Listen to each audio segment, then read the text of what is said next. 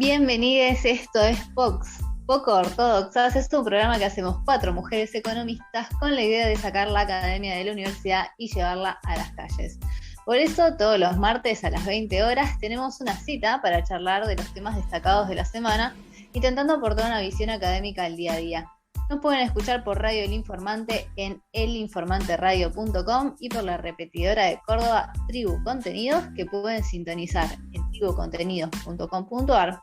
Si no nos pueden escuchar en vivo, recuerden que subimos cada emisión en formato podcast, así que nos pueden buscar en su plataforma de podcast preferida o en YouTube.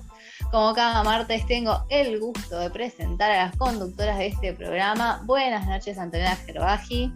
Hola. Bienvenida, Ana Laura Jaruf. Hola, buenas noches. ¿Qué tal? ¿Cómo estás, Pía Garavaglia? Buenas noches. Mi nombre es Noelia Méndez Santolaria y les doy la bienvenida al programa de hoy, donde vamos a charlar de un término que a mí me gusta muchísimo, trabacaciones, que nos trae Anto, de las novedades en el ámbito local, de algunos aumentos que están habiendo, y en el plano internacional, Pion nos va a contar en qué andan algunos de los países sobre los que les estuvimos contando en ediciones pasadas. Para la entrevista recibimos a Rodolfo Trever, que nos va a contar qué pasa ahora que se terminó la concesión de la empresa que tenía a su cargo la hidrovía, y el Estado se hace cargo por un tiempo hasta encontrar un nuevo prestador. ¿Qué les parece si pasamos a la consigna de hoy? Dale, vamos. Bueno, hoy les traje un concepto que me parece que está presente en la vida de todos.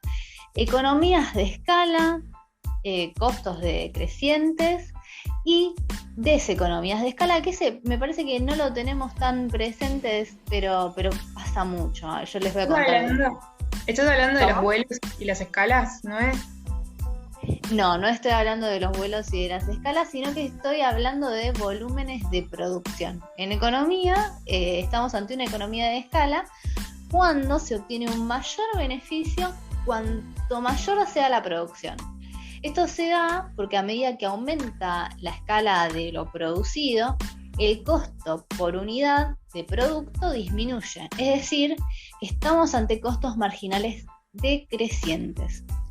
El costo marginal es el incremento del costo total resultante de la producción de una unidad adicional de un bien. Si es decreciente, lo que quiere decir es que la próxima unidad que produzca hará que el costo total disminuya en relación al total de la producción. Parece difícil, pero vamos a poner unos ejemplos y van a ver qué tan común es esto. Las economías de escala son muy habituales, sobre todo cuando se dan, por ejemplo, cambios tecnológicos. A mí, por ejemplo, me gusta la cerámica, y en la cerámica muy importante el horno. Un horno que solo cocina 5 piezas lo hace a la misma temperatura y utilizando la misma energía que uno que cocina 10, por ejemplo. Si por esas cosas de los avances de las ciencias ambos hornos salen lo mismo, yo podría aumentar mi producción al doble con el mismo costo, y ahí tengo una economía de escala. Puedo producir más al mismo costo, entonces tengo más productos y un costo igual. No sé si ustedes tienen ejemplos, chicas, de su vida cotidiana. Yo tengo contraejemplo, porque hablas de la cerámica. Yo pinto y bueno, y cada cuadro se empieza y se termina. No tengo la opción de... A cada cuadro es empezar de vuelta, así que ahí es un caso en donde no aplicaría. Bueno, pero ¿qué te parece? Ponele a hacer una serie. Te compras unos colores que te gustan y entonces planificás una serie de cuadros en donde podás usar los mismos colores, por ejemplo. Claro, pero cuando le pongo el precio al cuadro es por el costo unitario, es lo mismo. O sea, no es que voy a... No me cambia, digamos, porque tengo que comprar todos los bastidores de cero, o sea. ¿Entendés? Ah, claro. Ahora la gente te va a saber negociar cuando... ¡Ay, no! No, en realidad es el contrario, justamente. O sea, no hay chances de que... De bajar. Claro, no es que si alguien viene y me dice, bueno, y si te compro 5 cuadros, ¿qué descuento me haces? Yo, si tardo en un cuadro, tardo 10 horas, en 5 voy a tardar 50, o sea, no es que voy a bueno. Porque la producción es artesanal, claro. Noé, si yo cocino y mientras estoy cocinando lavo los platos, ¿eso cuenta? Voy lavando. No exactamente porque son la misma parte de un proceso productivo, pero mira si estás cocinando y decís, bueno, ya que voy a ensuciar todo esto, en vez de cocinar la porción o el plato de hoy a la noche, pongo un poquito más y también resuelvo lo que voy a comer mañana al mediodía. Ahí está la economía de escala. Sí, o el uso del freezer. Sí. Tal cual. Bueno, ojo con aumentar esas escalas porque puede ser un arma de doble filo. La teoría económica dice que llegado a cierto punto, la producción se hace tan masiva que se empiezan a incurrir en otros costos por fallas de coordinación o imposibilidad de manejar semejante volumen de manera sencilla. Es allí cuando se producen las deseconomías de escala, que significa que agregar una unidad más a la producción encarecería todo el proceso y directamente no vale la pena. A mí eso me pasa mucho con el armado de agenda. Ponele que tengo... Sí, un desastre. Porque yo le quiero sacar jugo a cada minuto. Y ponele que tengo que ir un día al centro por laburo. Y bueno, empiezo a pensar, justo mi hermana vive por ahí, la podría ir a visitar un ratito. Y también hay una cosita que me quiero comprar que está a unas cuadras y podría ir a la tienda del camino. Y bueno, en ese afán de sacarle el jugo a cada minuto, me pasa un mínimo contratiempo con el tránsito o con lo que sea y no llego a nada. Sí, a mí hoy me pasó, tuve que se me rompió el microondas, lo fui a llevar al service y después fui a retirar la guitarra que la había dejado calibrar. Las dos cosas que cargué me rompieron la cintura. Ay, no. Me hace acordar a mí. Hoy saqué la basura y llevé 3 bolsas hasta con el dedo chiquito agarrando la bolsa para no ir y volver. Contá de no hacer un viaje más. Bueno, queremos que los oyentes nos cuenten cuándo les pasó algo así, si logran economías de escala en sus vidas o si se les va de las manos y solo tienen esas economías de escala como las pocas. ¿Qué les parece si pasamos al tema de la semana?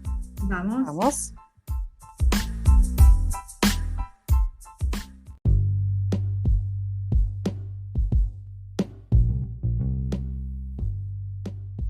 Hablando de economías de escala, ¿saben qué sector tiene fuertes economías de escala? ¿Cuál? El de la salud. Sí, señores, que fue noticia esta última semana porque el gobierno autorizó aumento de prepagas escalonado, con lo que se habla de que todas las futuras aumentos de cuotas, los futuros aumentos de cuotas alcanzan al 41,14%. Y se armó un tole, mucha gente quejándose. Tenemos, por un lado, ese aumento de costos, y por el otro, que también quiero hablar después del nuevo plan, la renovación del plan Ahora 12, que ahora incluye el Ahora 30, ¿no? Como esta cosa de te quito y te doy. Pero bueno, yendo al tema del Ministerio de la Salud. Todo en cuotas acá en este país. Todo en cuotas. Todo. Las paritarias también en cuotas, ahora el aumento de las prepagas, ahora 30. Todos cuotificados. Por favor. No, me hace reír un tuit que vi, mira, te voy a robar un poquito del Abro Hilo, que dice, ¿qué es esto? ¿Lo puedo cuotificar? Bueno, el aumento de las prepagas hizo, hay mucha bronca de mucha gente, porque sé cómo puede ser que me están cobrando esto más, y ahí yo medio como que dije, bueno, esperen muchachos, tendríamos que ya empezar a definirnos, porque tenemos que tener en claro que la prepaga es una empresa de medicina privada, que muchos elegimos, porque consideramos que es lo mejor, que es la mejor atención, pero no nos gusta tampoco que siga los lineamientos, llamémoslo, de lo que es una empresa privada, ¿sí? Que siga que se comporte como otra empresa normal en el mercado. Entonces, un poco lo que veía viendo en las quejas de la gente, es decir, todos queremos que nos aumenten nuestros propios sueldos, pero no nos gusta que los demás aumenten sus ingresos. En este caso, una empresa privada, que yo por supuesto no lo estoy defendiendo porque yo no sé lo que hacen con ese aumento, no sé hasta qué punto realmente tienen problemas financieros o no, pero bueno, sí sé que hay un montón de sueldos de profesionales de la salud que dependen de esa empresa, y que en última instancia el sueldo del médico que me atiende a mí en última instancia depende de mí también, ¿no? Digamos, que soy la que va y lo consume. Entonces, sí, pero viste que uno a veces piensa, el aumento puede no derivar en el aumento de las prepagas puede no derivar en el aumento de sueldo de los médicos. Y ahí pero bueno, y entonces, ¿qué haces? Pero si no, tampoco, si planchamos esa cuota, tampoco nos asegura que la, o sea, digamos, claro, me hace acordar. Es una empresa privada. Sí. Y se rige como otra empresa comercial, que dice, bueno, tengo que ajustar mi cuota, como se ajusta la cuota del gimnasio, como se ajusta la cuota, no sé, del seguro, como se ajusta la cuota de un montón de cosas. Y obviamente que a la gente no le gusta, pero también cuando del otro lado el gobierno dice vamos a empezar a poner el ojo en el sector privado y hasta se habla, que no digo que sea el objetivo del gobierno, pero sí, viste, a veces trascienden, el gobierno quiere estatizar a la salud, eso también nos molesta. Entonces digo, me parece que es hora también de empezar a definir qué tipo de sistema de salud queremos, y si elegimos que sea el sector privado, me parece que hay un poco que hay que ceder también a las fuerzas del mercado, porque de eso se trata. Yo un poco estoy de acuerdo, pero un poco no tampoco, porque estamos hablando de un servicio público que es la salud, entonces por eso también está regulado, y también porque hasta qué punto uno hace una elección cuando la alternativa es muy mala. Bueno, pero ahí es interesante, porque vos decís, bueno, es un servicio público, el Estado debe intervenir, ¿no? Que es lo que muchos dijeron, el Estado tiene que intervenir, no puede permitir que las prepagas hagan lo que quieran. Bueno, pero cuando le estamos pidiendo al Estado que intervenga acá, que intervenga allá, que intervenga allá, bueno, ¿cuál sería el problema? Digo, planteémonos, entonces, ¿por qué no hacemos que el Estado maneje la salud? Que se termine todo esto de las obras sociales y la mar en coche, entonces todos los recursos los tiene el Estado porque es un servicio público y que el Estado nos garantice esto. Porque también es cierto que justamente quizás si hay un hospital hoy que no tiene los recursos suficientes para dar una atención de calidad, bueno, quizás haya algo de responsabilidad en que el dinero se derive hacia otros subsectores como es hoy en día la medicina prepaga. Entonces yo noto mucha incoherencia a la hora de pedir y quejarse respecto a lo que es el sistema de salud. Y me parece que deberíamos darnos una charla seria de a dónde queremos ir, si queremos que las cosas sigan como están, si queremos seguir atendiéndonos en el sector privado, o si nos gustaría que el Estado tenga mejores recursos para mejorar el sistema de salud y terminar con esto, lo que consideramos injusticia de las prepagas. Y bueno, con la extrapolación perdón que te interrumpa, Anita, la extrapolación más directa que encuentro es esto de la universidad pública y la universidad privada, ¿no? Que uno puede, convalidar esos aumentos o no, pero también tiene la opción de la privada, que creo que, la pública, que creo que en el caso de la UBA, para la mayoría de las disciplinas, no es algo que decís, bueno, pero ¿qué me va a pasar? La salud pública, creo que tiene todavía, primero una idea así colectiva de que no está a la altura, digamos, de lo que es la medicina privada, al menos en los aglomerados urbanos. Yo imagino que después en el interior del país debe ser otra también la realidad de la presencia de los hospitales municipales y provinciales, pero sí que acá la opción de esto, yo no convalido, me voy al sistema público, no sé si lo vemos como algo tan viable, ¿no? O lo vemos con un poquito más de miedo. Capaz no hay que también estigmatizar al público, ¿no? Porque pensemos que nos vacunó, o sea, también la vacuna contra la fiebre amarilla y todo eso también te la da el público. Cuando yo para ir al soparme fui al público, y cuando te accidentas llamas al SAME, 911, o sea, ojo, que quizás no nos damos cuenta, pero también los públicos están y capaz lo hemos usado. Yo alguna que otra vez también. Y ahora con el COVID también. Hay mucha estigmatización, pero también nos olvidemos que hay un sistema de seguridad social que tiene obras sociales y eso tampoco la queremos usar, digo, y no todas son malas. Hay algunas que sí quizás, pero no todas son malas. Pero bueno, esto lo quería mencionar porque fue como muchas quejas respecto de esto, pero bueno, te sacan y te dan, y nos dieron cuotas también. Lo quiero mencionar rápidamente porque tenemos ahora la hora 30, no para todo tipo de bienes, pero bueno, si uno se quiere comprar un lavarropas eventualmente, hay hasta 30 cuotas, una tasa extremadamente subsidiada, y me gustaría saber qué opinan ustedes. Y quizás nos podemos comprar zapatos en 24 cuotas también, habría que ver. Yo estuve mirando, chica, el costo de reposición de algunas cosas que tengo, tipo la campera, pero básicas para el abrigo. No podría volver a comprarme la campera que tengo. Chicas, ¿les puedo dar un spoiler de la moda? A ver. Que dejaron de usar los chupines, no sé si sabían. ¡Ay, no! ¿Qué hago ahora con toda mi ropa? Hay que reinvertir. Imaginen el stock de jeans que hay que. No, chao. No se puede. Listo, tiré la bomba. Bueno, ok. Bueno, esto es así, te dan y te sacan. Estoy haciendo un esfuerzo sobrehumano para no decir ponen y que suene mal. Pero bueno, esa es la economía argentina, ese es el esquema, vamos a ver cómo nos soluciona. Pero bueno, ¿qué es lo que está pasando en otros lugares del mundo? En otros lugares del mundo, a mí me pareció, les comentaba recién a las chicas, siempre dejo las noticias a medio terminar, ¿no? Porque siempre es, bueno, vemos qué va a pasar, bueno, vamos a mantener ese hilo, ¿no? Y les quería comentar un poquito qué es lo que está pasando en Perú y qué es lo que está pasando en Cuba a partir de lo que hablamos en las emisiones anteriores. El mayor contenido, si se quiere, o el mayor problema que podemos mencionar en este momento es la situación de Perú, ¿no? Que se encuentra en un momento bastante álgido.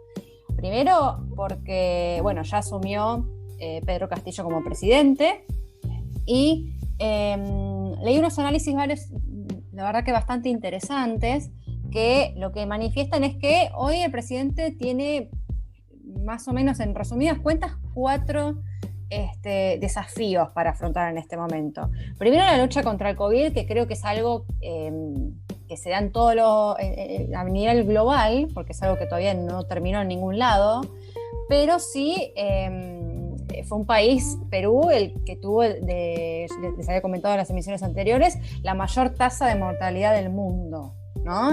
Cada 100.000 habitantes, ellos han mantenido ese pico de contagios, con lo cual eso ya es un desafío muy, muy fuerte. Después, en consecuencia, la recuperación económica, que si bien el COVID fue un factor importante, fue también un agravante de la situación preexistente, ¿no? De la amplia desigualdad que venía manejando Perú. Después, las internas en el propio partido, que ahora vamos a profundizar un poquito más, y luego la debilidad que presenta el presidente en un Congreso que está fragmentado. No sé si se acuerdan que en el momento, en el clima electoral, lo que habíamos comentado de Perú es que este partido mayoritario presentaba con entre un 15 y un 20% del electorado. O sea, hoy Perú está en una situación bastante agrietada, digamos. No hay un partido realmente mayoritario, son grupos bastante atomizados, si se quiere, y encima este mismo partido que ha sido el ganador ya tiene sus fisuras internas, con lo cual es una situación bastante conflictiva. Para que se den una idea, al nombrar el gabinete, Pedro Castillo,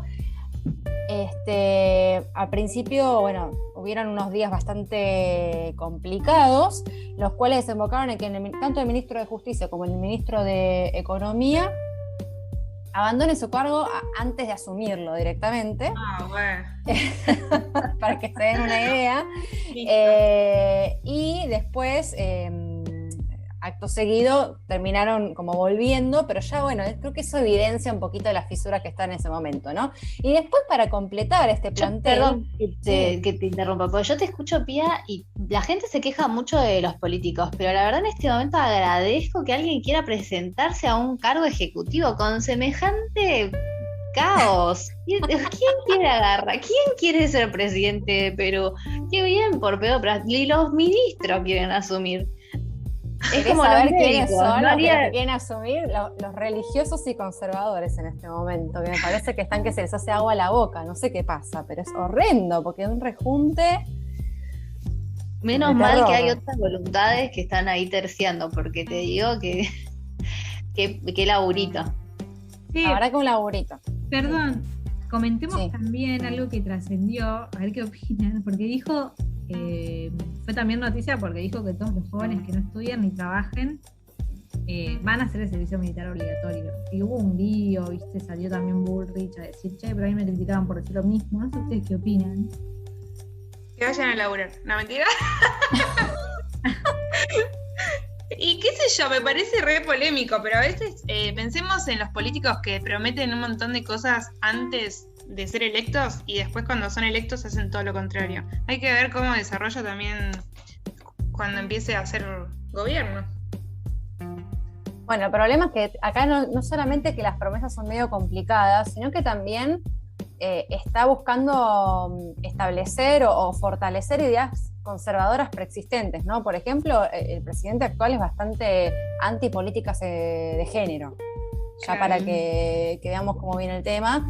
De hecho, solamente van a haber 2 ministras mujeres y en un gabinete de 12 personas, para que se den una idea, pero no solo eso, sino que encima sus colegas, ya les dije, uno es un exguerrillero, otro es conservador religioso extremo, después mucha gente de la extrema derecha, con lo cual es, la verdad, un ambiente bastante caldeado. Y por último, para decirles brevemente, solamente como para que estén al tanto, de Cuba no hay muchas novedades en este momento, la verdad que no avanzó demasiado, pero sí cómo se viene profundizando esta fisura, ¿no? Que es, hubo un grupo de gente que para que se den una idea, se reunió directamente con Biden, ¿no? Incluso el rapero Yotuel Romero, no sé si se pronuncia así, que venía con el emblema de Patria y Vida, se reunieron con el presidente de Estados Unidos y luego justamente tratando de negociar, dadas las aceptaciones de ayudas sanitarias y económicas que están recibiendo otros países, tratando de negociar, y después del otro lado de la moneda, que es gente que dice antipatria, cómo sonar ni con Estados Unidos, esto se soluciona internamente, nos tenemos que pelear entre nosotros, bueno. Ahí el conflicto la verdad que está bastante lejos de solucionarse, Perú es lo mismo, pero sí que están empezando a aparecer estos movimientos de apertura hacia recibir ayuda externa, que veremos hacia dónde andan y también veremos qué tipo de ayuda reciben, ¿no? Porque a veces uno se expone a que nos coman los carroñeros, ¿no? Como dicen. Claro. Pero bueno, ese es el panorama en este momento, bastante complicado, veremos cómo avanzan estos días, siempre cierra igual, pero bueno, por lo menos ahora les di una novedad. Así que sí. Exacto. Así que bueno, vamos para el hilo si les parece. Dale.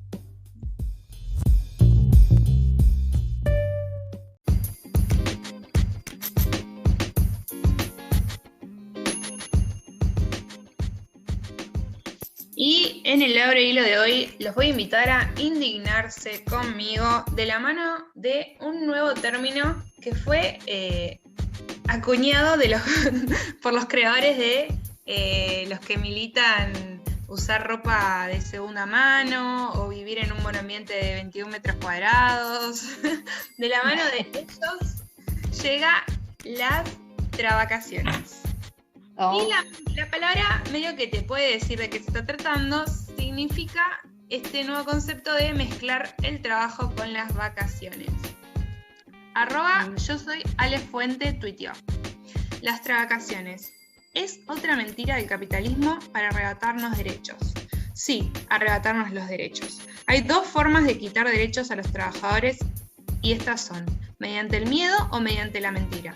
Las travacaciones se construyen en base a la última. Y con este tuit, la chica robó a 2 notas periodísticas que estaban militando estas nuevas travacaciones, que dicen, en el primer título del portal que empieza con estas travacaciones, dice, las travacaciones, una nueva tendencia en las oficinas, presentándolo como si fuese una especie de moda de la cual nos va a tocar en algún momento y tenemos que estar predispuestos a aceptarla, ¿no? Y después otro portal presenta así: travacaciones, ¿cómo combinar el tiempo libre con el trabajo? Bueno, en realidad no hay que combinar porque no combinan, es como usar no sé, animal print con neón. No se deberían combinar jamás. Pero bueno. Ahora que te escucho esto de combinar, recuerdo que no sé si fue, bueno, no creo que estés haciendo este verano porque no se podía viajar, pero no hace mucho vi una foto de Mateo Salvato, este chico jovencito que es emprendedor, en la playa con una computadora. No recuerdo bien cómo era el tweet, pero era algo así como que hay que trabajar también en vacaciones para poder ser exitoso, ¿no? Claro, están romantizando la explotación, básicamente. Y sí, porque todo bien, pero uno necesita los descansos, no por nada se inventaron las vacaciones. Pero bueno, es también una especie de estas maneras que algunos intentan de convertir la reducción de derechos en moda. quiero nombrarles así otros términos que se me vienen a la mente, como por ejemplo, lo que es nesting, que es no salir de casa el fin de para ahorrar, está de moda, claro. Después, comer del contenedor de la esquina es el friganismo, porque es gratis. Eso es terrible, Ese sí es terrible. No, pero Después, es un chiste eso, ¿no? Es un chiste. no, esto no es un chiste. Es el ¿No te da el friganismo. bolsillo para ser vegano? Bueno, acá tenés ¿No una opción. vieron nunca el programa Tacaños Extremos? Ay, Bueno. no. Ya se me fue. Ay, qué Yo horror. soy fan y ahí hay una señora que aplica el veganismo en Nueva York, pero lo aplica. Después, vivir en 10 metros cuadrados, que también está muy de moda, y el término minimalismo, no comprar Pero ropa. claro, igual que en París es legal 9 metros cuadrados. Mirá, Ay, por Dios. Eso de Francia. Pero el mínimo legal, ¿cómo se llama? Student, que es el estudio pero chiquitito, es 9 metros cuadrados el mínimo legal. Nada, ¿no? Es, puede ser, no puede ser. ¿Con qué está chile? romantizado. Y sí, me imagino, o capaz No, ni. no sé, quizás es una habitación sola, ¿no? No te está puedes todo bañar. integrado.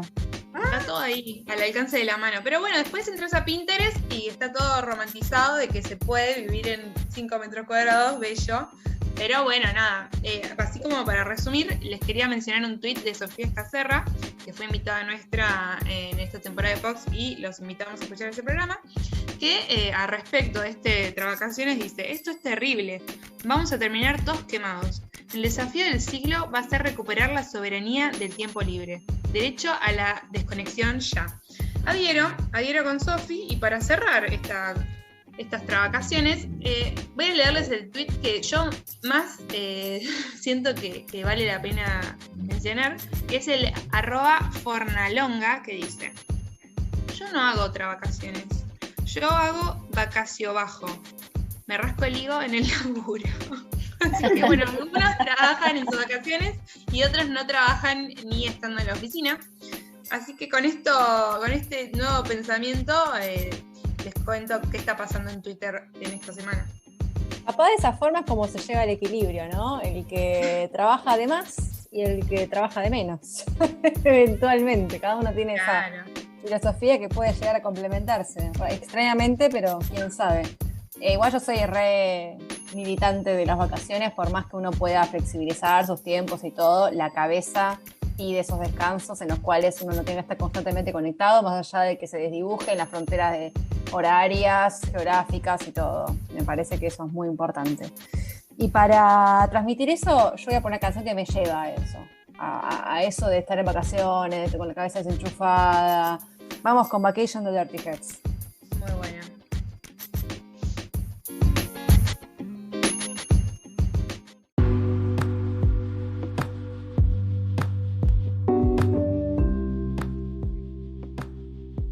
Bienvenidos al segundo bloque de Vox. En esta oportunidad le vamos a dar la bienvenida a, vamos a decir, un amigo de la casa. Es la segunda vez que lo recibimos en este espacio, a Rodolfo Trever. Buenas noches, Rodolfo, ¿cómo estás? Buenas noches, ¿cómo estás, Noelia?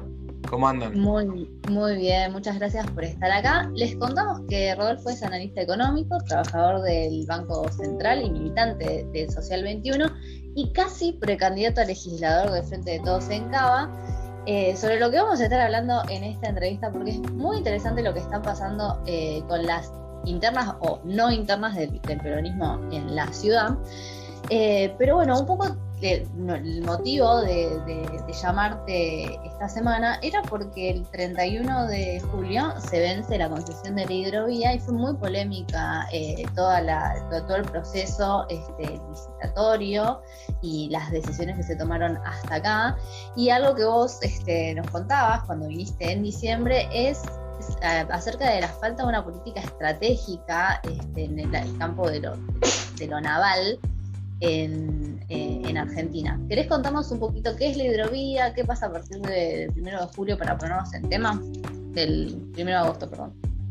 Sí, bueno, primero gracias por llamarme de nuevo.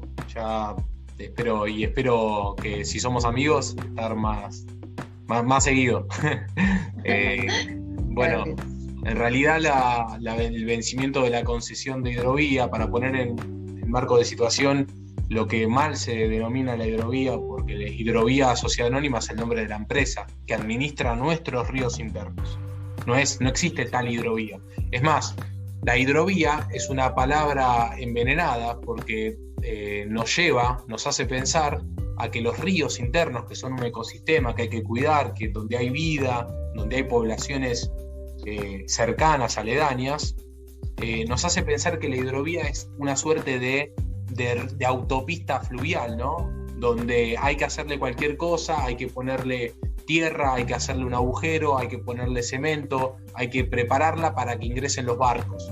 Y no es así, porque la economía capitalista, la economía la economía de la globalización, la economía de las multinacionales, las que nos imponen, nos dice que la naturaleza se tiene que adaptar a la economía, que eso es lo que se hace con un dragado intensivo, que es lo que se hace y lo que se hizo desde el 95 con el comienzo de esta concesión hasta hoy en día, cuando en realidad es la economía y es el desarrollo industrial y los métodos que utiliza el humano los que se tienen que adaptar al transcurso, a la profundidad y al curso natural de los ríos, ¿no? Debería ser al revés. Esto parece algo básico, elemental, pero es parte de las cuestiones fundamentales en donde del tema de los ríos internos argentinos. ¿Por qué?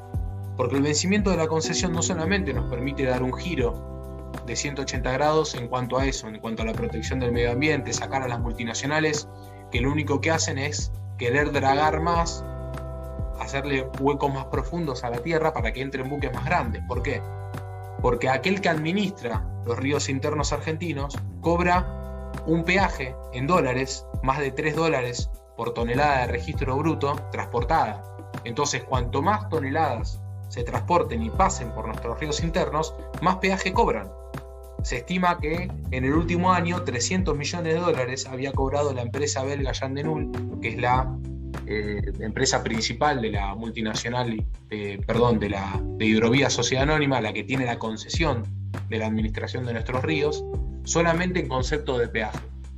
Y para pasar cada vez más toneladas de registro por nuestros ríos, cada vez más destruyen nuestra naturaleza. No solamente se podría, aprovechando la situación del vencimiento de la concesión y administrándola desde el Estado Nacional, no solamente se podría dar un giro en esa política, sino también se podría tener un ojo y una presencia en una actividad que influye en un montón de factores de la economía, desde la regulación y el control al narcotráfico, la evasión impositiva, la fuga de capitales y también el control de los precios de las mercaderías, ¿no? Porque por nuestros ríos internos, por esos ríos internos, el Paraná y el de La Plata, salen el 80% de las exportaciones totales del país e ingresan el 90% de las importaciones del país. Quiere decir que la administración de los puertos que están en la mal llamada hidrovía, más o menos se administra toda la economía nacional. ¿Se entiende? Porque desde esos lugares se hace el acopio para ponerle el precio a la mercadería interna, que son los precios de la economía externa, porque son commodities y se los asemeja, y también ingresan millones y millones de toneladas de productos importados que destruyen la industria nacional, que hacen inviable el desarrollo industrial dentro del país, porque ingresan de forma masiva, que no está regulada por ninguna institución estatal, y no permite que cualquier pequeña mediana empresa, cualquier empresa argentina tenga un mercado interno cautivo para desarrollarse y lograr tener una posición de mercado para no solamente después tener mayores ganancias y poder exportar las mercaderías y que le genere un ingreso de divisas más grande al Estado, principalmente para dar trabajo en la Argentina, ¿no? Que es lo que más falta en este país, trabajo para que el pueblo se pueda organizar, para que la persona se organice, para que la familia se organice, para que la comunidad se organice, recuperar el trabajo de los argentinos. Sí, y la administración de los ríos es un punto principal, es un buen punto de inicio. Sí, de acuerdo. Discúlpame, pero estabas comentando también esto de... Me interesó algo que estabas diciendo al principio sobre que nosotros nos tenemos que acomodar a la naturaleza y no al revés. Y entonces me puse a pensar en las noticias recientes sobre esta bajante histórica del Paraná.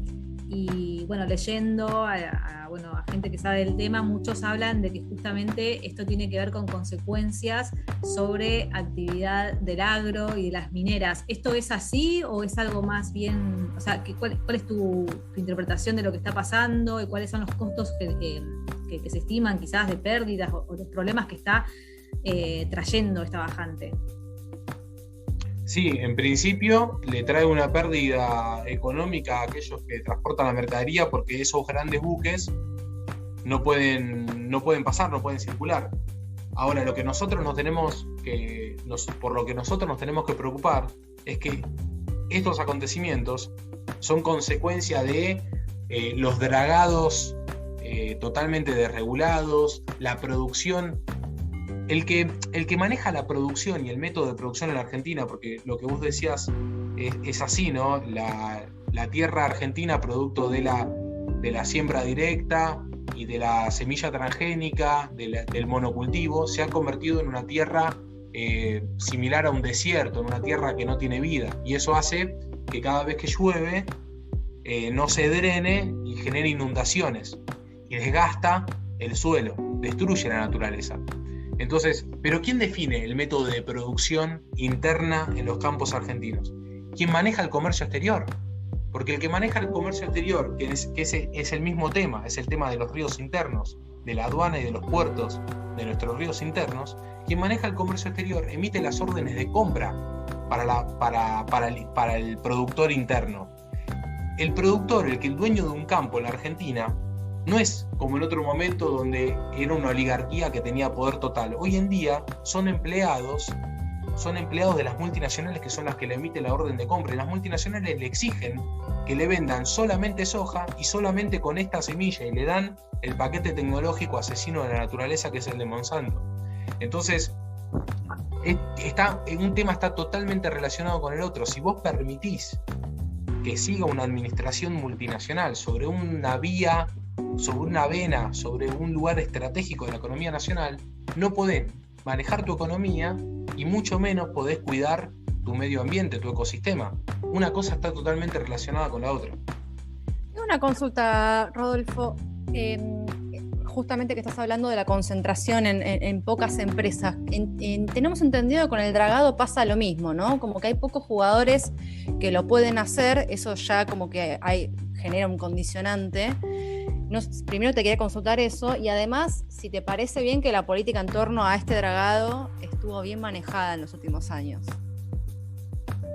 Sí, primero que no es algo que se ha instalado en los grandes medios y se ha instalado en boca también de nuestros gobernantes, y es falso que haya pocas empresas que puedan hacer dragado. Es más, es tan falso que desmentirlo es muy fácil, porque 4 dragas tenía la empresa belga Jan de Null operando en la Argentina. 4 dragas, que es lo que supuestamente nadie puede hacer. Pero ¿saben qué? 3 de las 4 dragas eran construidas en Argentina. Entonces, bueno.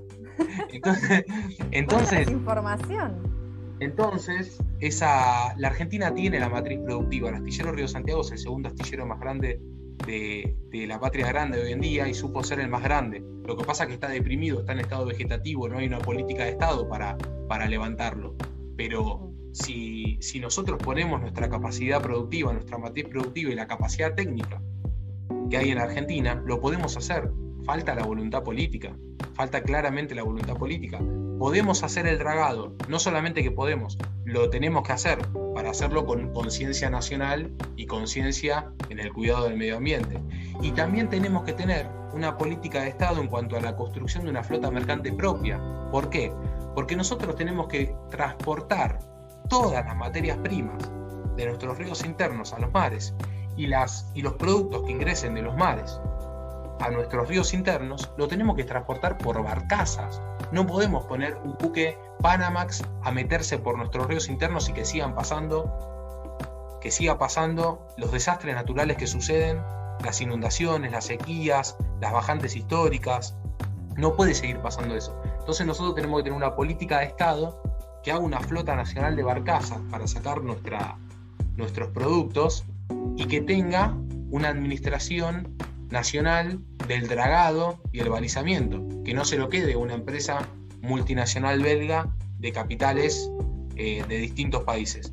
Aparte que es una empresa multinacional que está directamente asociada con las multinacionales que operan en el comercio exterior. Está directamente asociada y tiene capitales, son socios en capitales de la empresa Dreyfus, de la empresa Cargill, de la empresa Archer Daniels Midland, de la empresa COFCO. Entonces, hay un tipo de manejo de corporaciones multinacionales que terminan definiendo todo lo que sucede en la Argentina.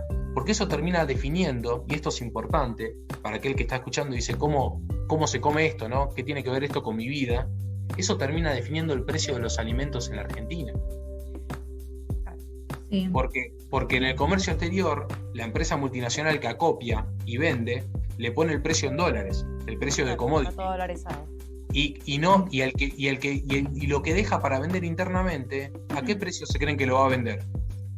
No va a perder un peso, lo va a vender al mismo precio multiplicado por el tipo de cambio. Entonces se produce un encarecimiento de los productos internos, dado que esas empresas encima presionan el tipo de cambio local para que cada vez esté más alto y poder vender a mayor cantidad de pesos. Entonces termina impactando en toda la economía nacional el manejo extranjero sobre un sector estratégico que en este caso es el comercio exterior, en este caso son los ríos Paraná y de la Plata.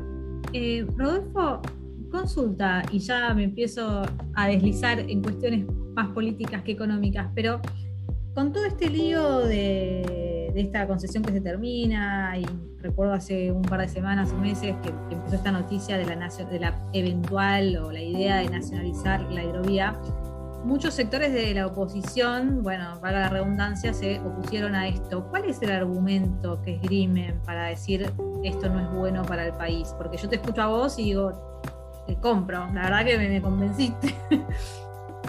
Bueno, hay un fundamento, que es el fundamento neoliberal, que ellos mismos han logrado, ellos mismos con la experiencia empírica de ellos en el gobierno, lo fundamentan con su experiencia. Dicen, el Estado, cada vez que está en un lugar, destruye la actividad, la hace mal, termina quebrando, termina fundiendo. Pero ¿quiénes fueron los que hicieron quebrar las empresas del Estado cuando fueron gobiernos? Los mismos neoliberales, porque el quebranto, la privatización y el desguace de las empresas del Estado en los sectores estratégicos se dio durante la dictadura militar del 76 al 83 y durante el gobierno de Carlos Saúl Menem en la década del 90.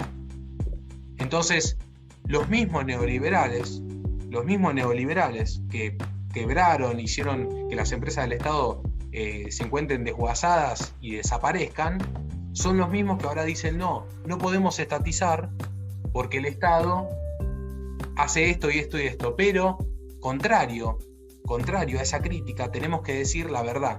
Y la verdad histórica de la Argentina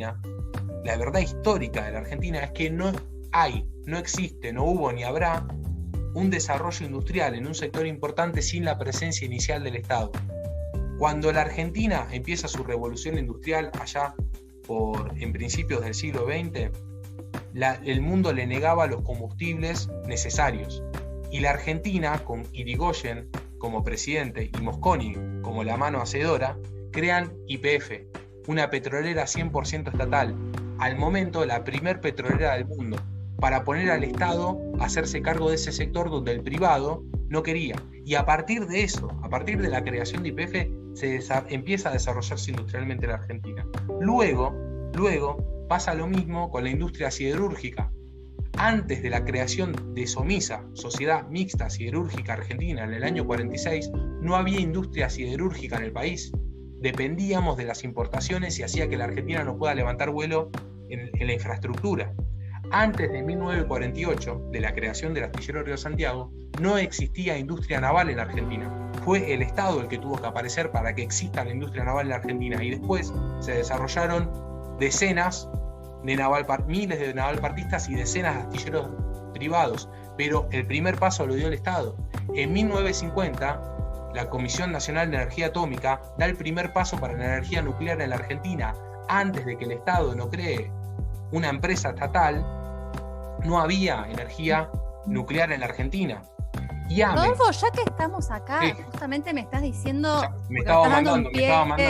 No, porque nos está dando un pie fenomenal, porque, bueno, es un tema que queríamos charlar con vos, que justamente nos habíamos enterado que estaba esta eventual precandidatura como legisladora en Cava, y escuchándote, bueno, lamentablemente nos contaste recién que parece que no va a poder ser posible, pero queríamos escucharte un poquito justamente sobre los principales ejes, porque me parece que lo que nos estás contando habla mucho sobre el rol del Estado, sobre la presencia histórica, y queremos ver primero tu postura, tu opinión, y también si tenían algún proyecto relacionado a otro tema para la ciudad que tenían en cartera para la precandidatura.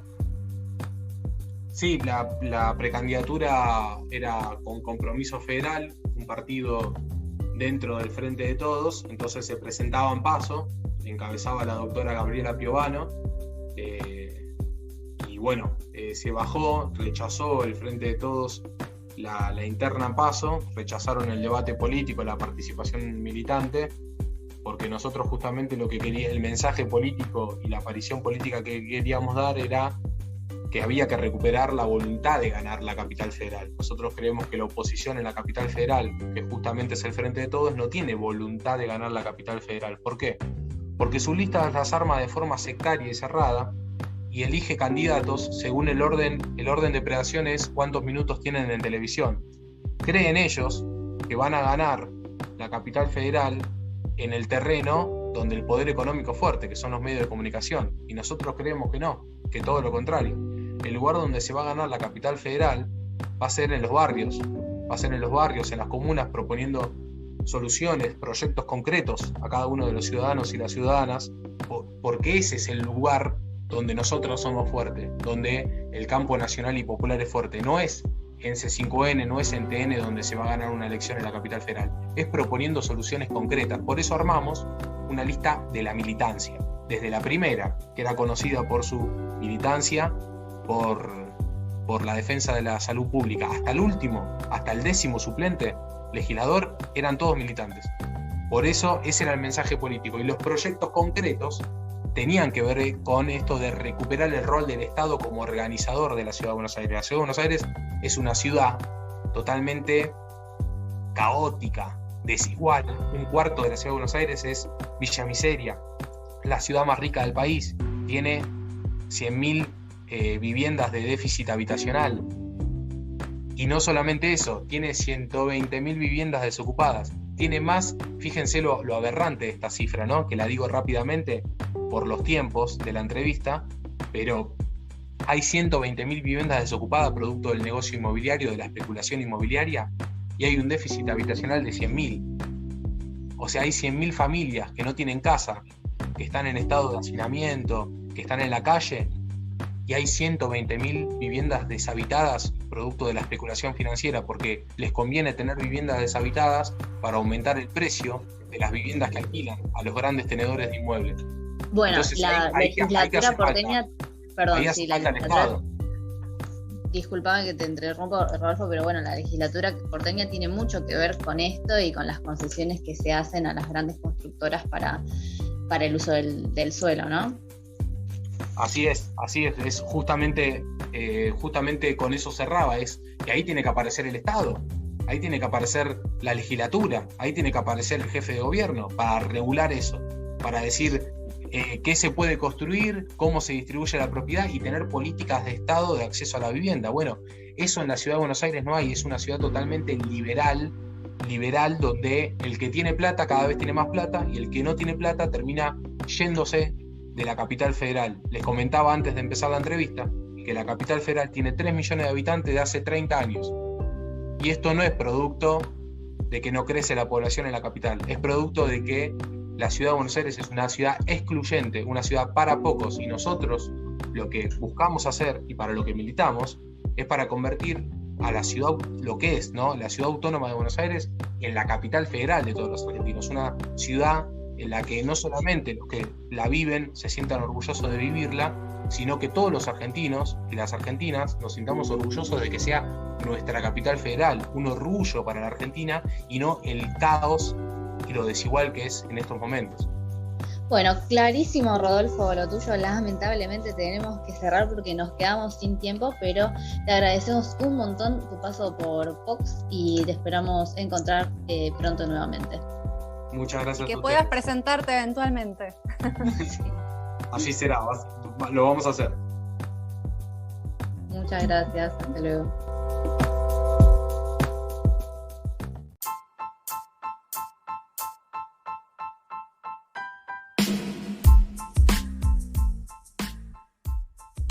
Y cerramos este programa con Agua en Buenos Aires de Divididos. Chicas, un placer como siempre. Espero que os hayan gustado las entrevistas. Anto, ¿querés contarnos en qué redes nos podemos encontrar? Sí, podemos seguir la charla en Twitter, Instagram y Facebook como Poco-Ortodoxas. Si nos quieren volver a escuchar, nos encuentran en Spotify como Poco Ortodoxas y en YouTube como Poco-Ortodoxas. Esperamos sus comentarios, sus sugerencias. Síganos mandando sugerencias de invitades, de preguntas, de segmentos a desarrollar, que nos encanta. Chicas, un placer como siempre. Nos vemos la semana que viene. Chao, chao. Hasta la semana que viene.